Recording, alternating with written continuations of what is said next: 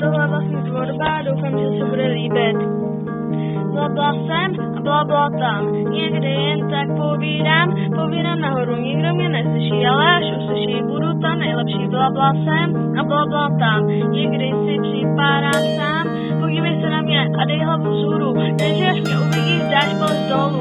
Znáš JBho, podívej se na něj, ten něco dokázal a já ležím furt na dně. JB, to je král, každý, kdo ho zná, ten nestojí opodál, dobře, stop JBho, každý už ho zná, a kdo ho ještě nezná, ten ho stop pozná.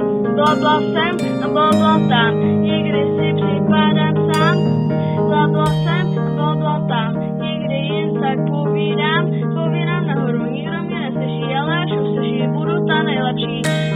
Takže sorry Máří, že si kytek vemu do huby, ale měla by se rád dokupy, takže dosud celé by ale tak něco o mě, chtěla jsem být raperkou, tu jsem díky tobě, je mi 12 let a píšu texty, to je hrozný to, ale přestat s tím nechci, podívej se na sebe a Bůh sám s tebou, když jednou